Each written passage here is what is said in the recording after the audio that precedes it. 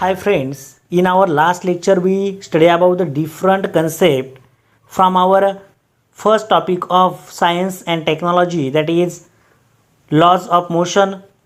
Today we have to discuss the different graphs, that is distance time graph and the graph in nature of the straight line nature, zigzag nature, different nature of the graph we have to study today. Okay.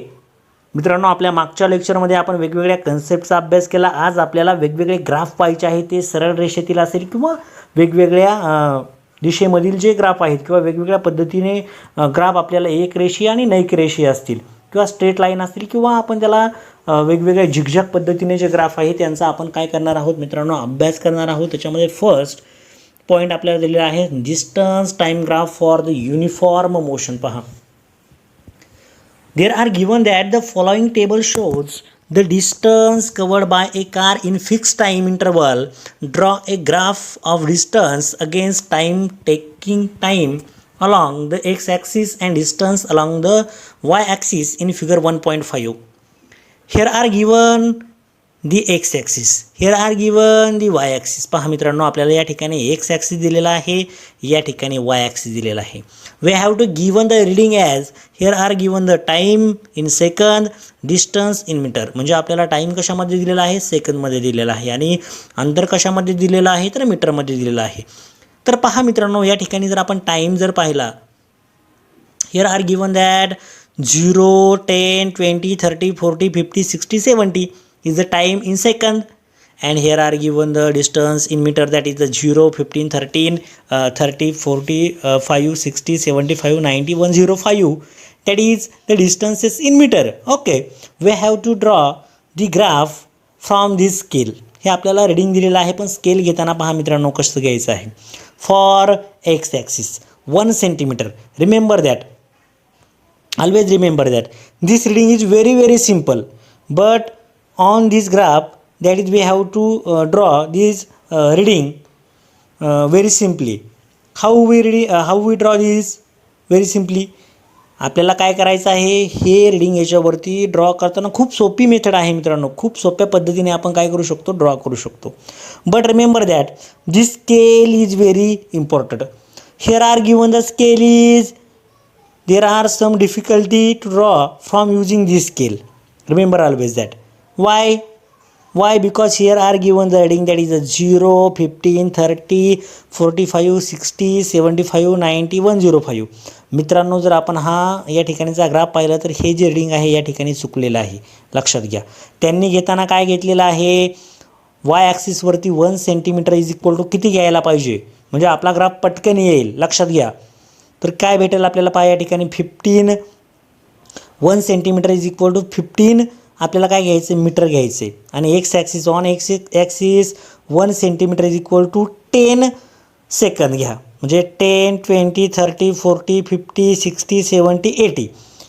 And on Y ॲक्सिसवरती किती घेणार तुम्ही इथं, 15, 20, 15, 30, त्यानंतर 45, 60, 75, 90, 105. म्हणजे अशा पद्धतीने तुम्हाला reading घ्यायचं आहे. म्हणजे कसं घेणार तुम्ही, 15चा टेबल लिहायचा, 15, 30, 45, 60, 75, 90, 105 रीडिंग घ्यायची. Here are given 10, 20, 30, 40, 50, 60, 70, 80. we have to draw the graphs. Okay, then use the reading 0, 0, we get here reading. Then 10, 15, here are the 10, here are 15, we get this point. Okay, 20, 30, this is 20, this is 30, second point. 30, 45, here are the 30, here are the 45. When we draw total reading on this graph, we get the straight line graph. Remember that. How we get the graph, straight line graph. अशा पद्धतीने जर आपण reading टाकले मित्रांनो, 20, 40 अशा पद्धतीने वापरू नका. रीडिंग कसे लिहिणार तुम्ही, 0, 15, 30, 45 ड्रॉ करा. तुमच्याकडं ग्राफ पेपर असेल त्याच्यावरती ड्रॉ करा, आणि नसेल जमेल तर मला विचारा. ओके, कशा पद्धतीने ड्रॉ करणार, on y axis we have to take the scale 10, 20, 30, 40, 50, 60, 70, 80, and on y axis we have to take the scale 15, 30, 45, 60, 75, 90 and 105. Then put the reading on that, this reading, use this reading and draw the graph. We get the straight line graph. Okay. On the next page there are also given the different graph. आपल्या पुढच्या पानावरती अशा पद्धतीने अनेक graph दिलेले आहेत मित्रांनो. नक्कीच हा ग्राफ ड्रॉ करा. काही डिफिकल्टी असेल तर मला कॉन्टॅक्ट करा. ओके.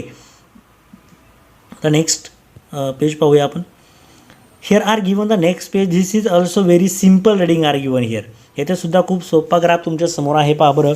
आणि त्याला काय म्हटलेलं आहे त्यांनी, distance time graph for non uniform motion. Here are given the distance time graph for non-uniform motion. The following table shows the distances covered by a bus in equal time interval. Draw a graph of the distance against time, taking the time along the x-axis and distance along the y-axis. In figure 1.6, does the graph show a direct proportionality between? आता आपण check करूया, yes or no, correct or not correct. Okay. तर आपल्याला काय check करायचं आहे. Here are we have to take the, this is x axis, here are given the y axis. But remember that on the we have to draw the graph as here are given the distance against time. Here are we have to draw the time, here are we have to draw the distance against time. आपल्याला एका बाजूला काय घ्यायचं आहे, distance घ्यायचं आहे, एका बाजूला काय घ्यायचं आहे, टाईम घ्यायचं आहे. जर आपण अशा पद्धतीने ग्राफ जर ड्रॉ केला तर समजा आपल्याला काय भेटेल, पहा बरं. जसं आपण मागच्या बाजूला ड्रॉ केला होता, मागच्या बाजूला कशा पद्धतीने ग्राफ होता तुम्ही जर पाहिला असेल तर एका बाजूला डिस्टन्स आणि एका बाजूला काय होता, खाली जर पाहिलं तर टाईम होता. तशाच पद्धतीने आपल्याला पाठीमागं सुद्धा घ्यायचं आहे. एका बाजूला काय घ्यायचं आहे, इथे बरोबर आहे. या ठिकाणी काय घेणार तुम्ही, इथे डिस्टन्स घेणार, या ठिकाणी काय घेणार, टाईम घेणार. आता ग्राफचं नेचर पहा कशा पद्धतीने काढायचं. म्हणजे अशा पद्धतीने तुम्हाला कोणता ग्राफ काढायचा आहे, इथे X. Here are we have to draw the Y. Okay, X and Y we have to put the graph as. Okay. So after that we have to put the value of 5. आता इथे पहा value कशा put करायची. या ठिकाणी किती घ्यायचं आपण, टाईम घेणार, टाईम. इकडे काय घ्यायचं तुम्हाला, डिस्टन्स. ओके. आता इथे घेताना किती स्केल घेणार तुम्ही, 5, 10, 15, 20, 25 घेणार. एक लाईन घेणार तुम्ही. आणि इकडे घेताना पहा तुम्हाला कशा पद्धतीने घेता येईल. आता इथे जर पाहिला डिफरन्स आहे का, सेम आहे का, पहा बरं. 7 and 5 12, 5 and 8 20, 20 and 10 30, 30 and 11 41. That means the nature of the graph is not straight line.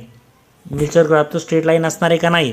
जर तुम्ही तर 7 घेतलं, 14 घेतलं, 21 घेतलं, 28 घेतले, अशी जर रिडिंग घेतली तरी आपल्याला ग्राफचं नेचर कसं भेटणार आहे मित्रांनो, not a straight line, zigzag पद्धतीने आपल्याला भेटणार आहे. म्हणजे कमी जास्त पद्धतीने, नॉट अ स्ट्रेट लाईन, अशा पद्धतीने मला ग्राफचं नेचर भेटेल. तुम्ही ग्राफ ड्रॉ करा. The graph nature is different, not a straight line. That is called as non-uniform motion are there. म्हणजे आपण जर हा ग्राफ ड्रॉ केला, याच्या आधीचा ग्राफ आपण जो ड्रॉ केला होता त्याचा ग्राफ आपल्याला अशा पद्धतीने इकडे वाय असेल, इकडे एक्स असेल, तर ग्राफ असा भेटला असता. परंतु याचा ग्राफ कसा आहे मित्रांनो, अशा पद्धतीने आहे, जो तुम्हाला स्ट्रेट लाईन भेटणार नाही. Because the reading is different. Reading कशा आहेत मित्रांनो, वेगवेगळे आहेत, लक्षात घ्या. रिडिंग वेगवेगळी असल्यामुळं आपल्याला ग्राफ त्या ठिकाणी स्ट्रेट लाईन भेटणार नाही, समजून घ्या. पहा आता पुढचा पॉईंट आपण डिस्कस करूया. Next point are given here.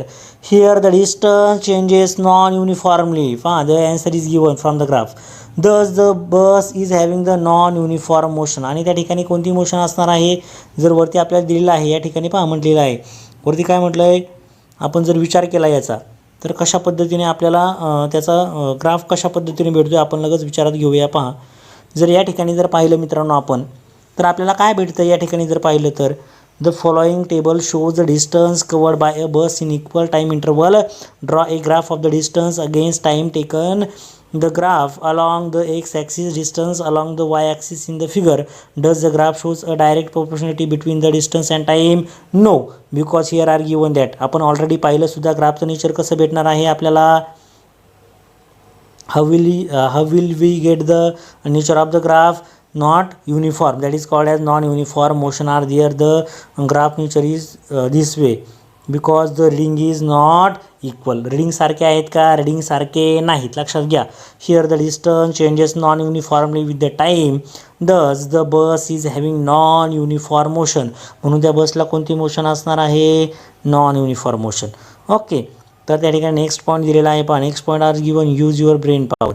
What difference do you see in the distance time graph for uniform and non uniform motion. तर आपल्याला ब्रेन पॉवरमध्ये समजलं असेल तुम्हाला नक्कीच. सेमीच्या विद्यार्थ्यांना पण समजलं असेल, इंग्लिश मिडियमच्या पण. For the uniform motion the graph is straight line and for non uniform motion the graph is not straight line with X and Y axis. Okay. आपण पाहिलं तर एक्स ॲक्सिस अँड वाय ॲक्सिसची reading जर आपण put केली तर the graph the straight line भेटत असेल. when straight line that is called as uniform. Here are given that when it is called as uniform the graph nature is straight line, non uniform the graph nature is not uniform. Okay. आता next graph also very simple. पुढचा ग्राफसुद्धा खूप सोपा आहे मित्रांनो, जो तुम्हाला कायम straight लाईनचं nature देतो. पहा तुम्ही इथे जर पाहिलं असेल तर velocity time graph for uniform velocity. A train is moving with A uniform velocity of the 60 kilometre per hour for 5 hours. The velocity time graph for this uniform motion is shown in the figure. आता पहा आपण जर पाहिलं तर या ठिकाणी एक train काय होते? मूव्ह होते. आणि ती किती वेळेसाठी किती किलोमीटरसाठी मूव्ह होते? इथून जर पाहिलं 0 to 60. How many kilometer are there? 60 kilometer per hour. Okay.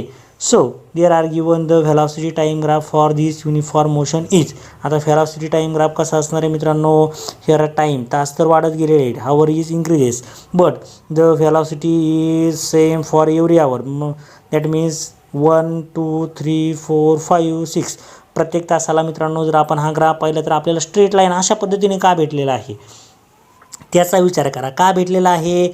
कारण की जर आपण पाहिलं तर प्रत्येक तासाला प्रत्येक आवरसाठी त्याचं जे स्पीड आहे ते किती आहे? 60 kilometre per hour.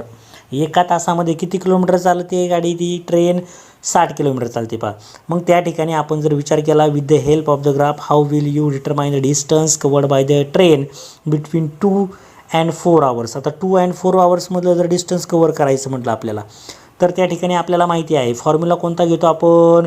Distance per unit time घेतो. आपण जर पाहिलं फी इज इक्वल टू कोणता फॉर्म्युला असतो आपला? डिस्टन्स पर युनिट टाईम असतं. मग आपल्याला जर काय काढायला विचारलं त्यांनी? डिस्टन्स काढायला विचारले. मग व्हॅलॉसिटी इंटू टाईम किती आहे? इथे जर पाहिलं तर किती दोघांमधला वेळ काढायचा. तर याच्यामध्ये जर पाहिलं तर टाईम किती आवर्स आहे? 2 आहे. मग या ठिकाणी किती टाकणार? 2 घेणार आपण. फीचं किंमत किती आहे? फीची व्हॅलॉसिटी किती आहे? 60. मग 60 गुणिले 2 जर केलं तर किती भेटेल आपल्याला? 180. म्हणजे याचा ॲन्सर किती भेटेल त्या ठिकाणी? या ठिकाणी जर विचार केलं तर एका आवरचं 180 भेटेल. मग त्या ठिकाणी जर आपण विचार म्हणजे किती भेटेल? 2 आणि 4च्या दरम्यानचं जे टाईम आहे तो किती भेटेल आपल्याला? त्या ठिकाणी जर विचार केला डिस्टन्सचं 180 भेटेल आपल्याला. 60 आणि 60 म्हणजे 120 भेटेल आपण जर विचार केला तर. पुन्हा एकदा आपण तुम्हाला सांगतो पुन्हा एकदा सांगतो आपल्याला फॉर्म्युला पाहिजे. फीचा काय फॉर्म्युला असतो? डिस्टन्स पर युनिट टाईम असतो. मग डिस्टन्स किती आहे आपल्याला माहिती आहे. 2 आणि 4मधले डिस्टन्स विचारले. 2 and 4 hours. 2 and 4 hours म्हणजे किती आवर्स होतं? त्या ठिकाणी 2 hours होते. आपण किती आपल्याला टाईम काढायचा आहे? व्हॅलॉसिटी आपल्याला माहिती आहे. व्हॅलॉसिटी किती आहे? 60 आहे. म्हणजे आपल्याला फॉर्म्युला काय भेटेल? पुन्हा एकदा सांगतोय 60 बरोबर. आता या ठिकाणी किती म्हटलेलं आहे आपल्याला? काय फॉर्म्युला असतो? V is equal to T. म्हणजे काय घेतो आपण? व्हीचा फॉर्म्युला काय घेतो? D/T घेतो. मग डी ठेवला आपण इथं. टी किती आहे आपला? 2 तास आहे. मग 60 गुणिले जर 2 केले तर डिस्टन्स किती भेटेल आपल्याला? 120 भेटेल. किती भेटणार आहे त्या ठिकाणी? 120 किलोमीटर एवढं अंतर भेटेल. पहा या पहिल्या प्रश्नाचं उत्तर झालं. आणि आता दुसरा प्रश्न विचारला is there a relation between the distance covered by the train between 2 and 4 hours and the area of the particle quadrangle in the graph. What is the acceleration of the train. आता ॲक्सलरेशनचा formula काय आहे सगळ्याला माहिती असेल. किती formula आहे? काय फॉर्म्युला आहे? Acceleration is given by what is the formula of velocity per unit time. याच्यामध्ये आपल्याला किंमत टाकायची. व्हॅलॉसिटी किती आहे? 60 आहे. आणि टाईम जर आत्ताच आपण काढला तर 120 आहे. मग ॲक्सलरेशन जर घेतलं आपण तर पहा या ठिकाणी 60ने जर 20ला डिवाईड केलं तर किती भेटेल आपल्याला? 1/2 या ठिकाणी ॲन्सर भेटू शकतं. पहा म्हणजे ते सुद्धा त्या ठिकाणी तुम्हाला काढता येते. म्हणजे initial velocity and final velocity आपल्याला काय करायची असते? पुट करायची असते. त्याच्या डिटेल्समध्ये आता पुढे आपण पाहणार आहोत. त्याच्या कशा पद्धतीने किमती येत आहेत. Okay. In the next page we have to find the value of that. Okay. Next there are given the या ठिकाणी तुम्हाला त्याचं इक्वेशन आहे. लास्ट पॉईंट पाहिजे ग्राफचा तुम्हाला, जो ऑलरेडी अतिशय सोपा पॉईंट आहे, जो एक्झाममध्ये बऱ्याचदा तुम्हाला विचारला जातो. Many more time there are question on the graph. Okay, that graph is velocity time graph. तर हा व्हेलॉसिटी टाईम ग्राफ कसा आहे पाहूया. Velocity time graph for uniform acceleration. आता युनिफॉर्म ॲक्सलरेशनसाठीचा ग्राफ या ठिकाणी दिलेला आहे. The changes in the velocity of a car in a specific time interval are given in the following table. लक्षात घ्या, हा जो ग्राफचा पार्ट आहे हा सगळ्यात अवघड पार्ट आहे. म्हणजे हा पार्ट खरं तर हा चॅप्टर आहे फिजिक्सचा, आणि फिजिक्स हा सगळ्या सायन्समधला अवघड विषय आहे त्या दृष्टीने विचार केला तर. मग त्यासाठी या सगळ्या कन्सेप्ट तुम्हाला डिटेलमध्ये मी माझा विषय स्पेशलायझेशन या विषयामध्ये आहे मित्रांनो, त्याच्यामुळे तुम्हाला अगदी डिटेलमध्ये माझा विचार चालू आहे सांगायचा. तर लवकरात लवकर या कन्सेप्ट समजून घ्या तुम्ही. ओके, तर पहा velocity time graph for uniform acceleration. तर काय आहे पाहूया. पहा, the changes in the velocity of a car in a specific time interval are given in the following table. आता इथे पहा तुम्हाला डायरेक्ट त्या ठिकाणी रिडिंग दिलेले आहे. ते रिडिंग कशा पद्धतीने आहेत पहा. 5, 10, 15, 20, 25, 30, 35. मग directly we have to put the X ॲक्सिसवरती किती रिडिंग घेतलं आहे 5 सेकंद. म्हणजे 5, 10, 15, 20, 25, 30, 35, 40.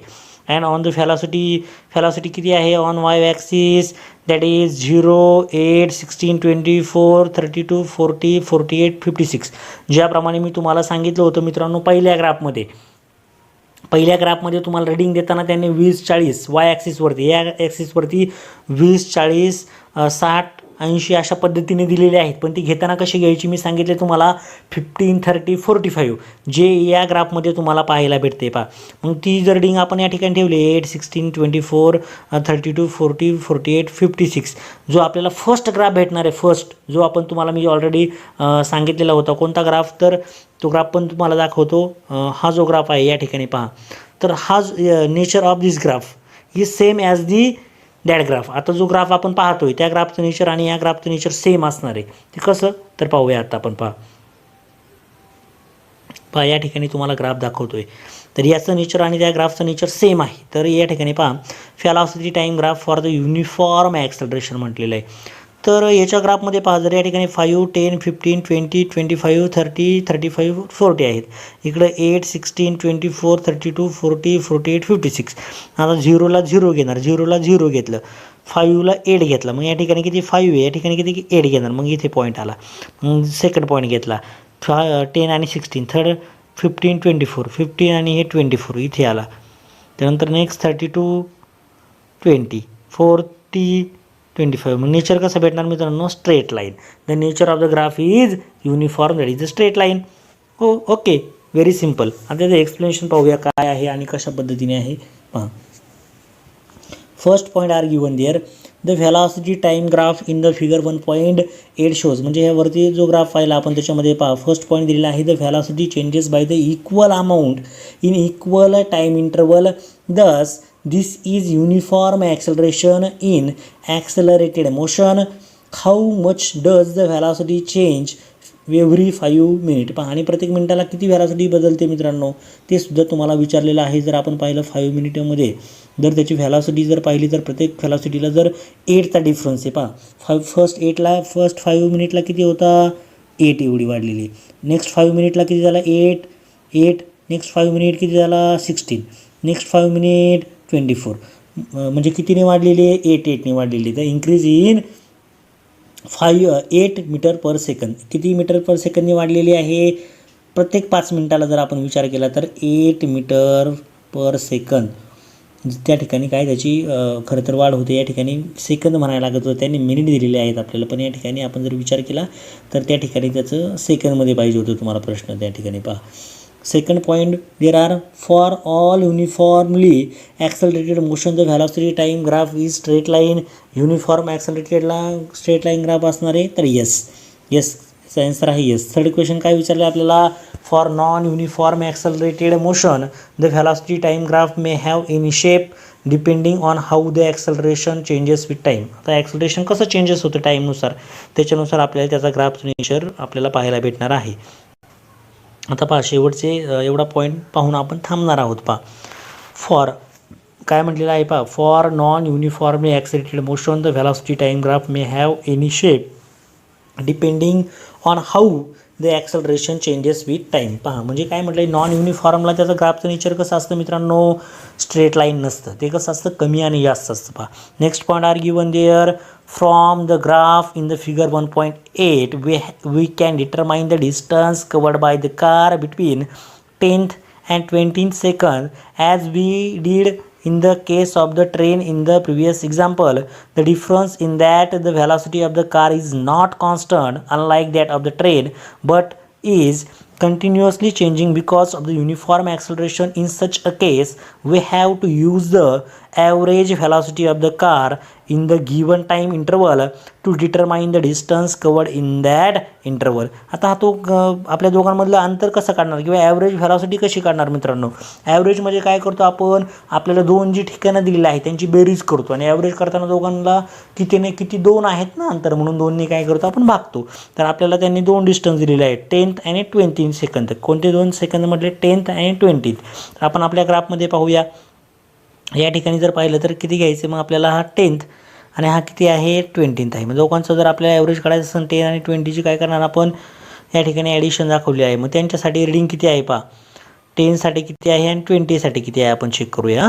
या ठिकाणी पहा ग्राफ जर आपण ऑब्झर्वेशन जर केलं तर 10साठी रीडिंग किती आहे, या ठिकाणी 16 आहे, 20साठी किती आहे 32 आहे. मग या दोघांचं ॲव्हरेज जर काढायचं म्हटलं दोघांची काय करणार आपण ॲडिशन, आपण किती करणार 2 करणार, म्हणजे 16 आणि 32. या ठिकाणी पहा from the graph the average velocity of the car 32 16/2. मग दोघांची जर आपण ॲडिशन केली 32 16 6 and 2 8 3 and 4 3 and 1 4 48 48/2 जर केलं आपण तर ॲन्सर किती भेटतं 24. Okay, multiplying this by the time interval 10 second gives us the distance covered by the car. Distance covered आपल्याला, आपण जर याला मल्टिप्लाय केलं 10ने तर आपण आपल्याला कशामध्ये डिस्टन्स भेटणार आहे, किती डिस्टन्स कवर्ड केलं आहे ते, तर 20 मीटर पर सेकंद मल्टिप्लाय किती करणार आपण 10 करणार, 10 सेकंद. मग ह्या सेकंदला सेकंद कॅन्सल, 24 × 10 24 × 10 किती करणार 240 होणार आणि दिस युनिट इज